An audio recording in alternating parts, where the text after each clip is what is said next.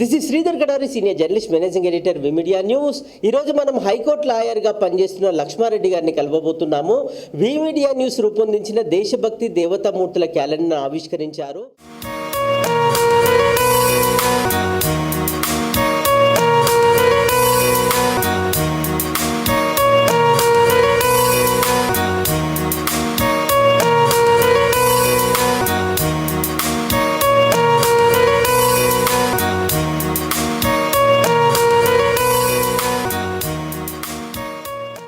జవాన్స్ గురించి, త్రిదళాల సైనికుల గురించి చెప్పాలంటే మనం ఎంత చేసినా తక్కువ. ఒక భారత పౌరునిగా, సామాన్య పౌరు నుంచి భారత ప్రధాని దాకా కూడా మనం అందరం కూడా వాళ్ళ తర్వాతనే, including prime minister and president of India అయినా పర్వాలేదు. ఎందుకంటే వాళ్ళకి తెలిసి ప్రాణాలు ఎప్పుడు ఉంటాయి, ఎప్పుడు పోతాయి, వాళ్ళ ఫ్యామిలీకి దూరం ఉండి ఎప్పుడు ఏ రకంగా ఉంటాయి, క్షణానికి ఎట్లా బతుకుతామని తెలిసి కూడా వాళ్ళ దాంట్లో సైనికునిగా చేరడం అంటేనే సామాన్య విషయం కాదు. అది ఈ దేశ సేవ కోసం జరగడం అంటే. అలాంటి వారి గురించి మనం ఎంత చేసినా తక్కువనే.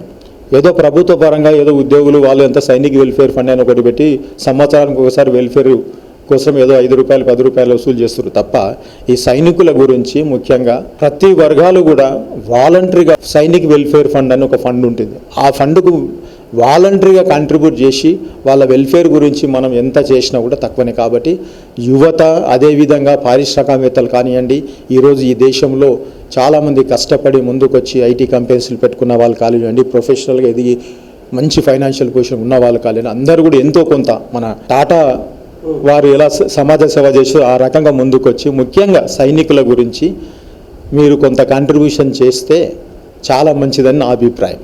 తప్పకుండా అది కొన్ని దేశాలలో అదే రకంగా ఉంది. ఖచ్చితంగా వాళ్ళు కొన్ని దేశాల యువతకు ట్రైనింగ్ ఇస్తుంది ప్రభుత్వమే, వాళ్లకు సైనిక ట్రైనింగ్ ఇచ్చేసేసి వాళ్ళని ఎడ్యుకేట్ చేస్తుంది. ఎందుకంటే ఏ క్షణాన ఎప్పుడు దేశాల నుంచి ఎప్పుడైనా కూడా ప్రమాదం ఏర్పడినప్పుడు దేశ రక్షణ కోసం సైనికులతో పాటు అందరూ సైనికుల్లాగా ట్రైనింగ్ చేస్తే బాగుంటుందని ఆ రకంగా చేస్తున్నారు.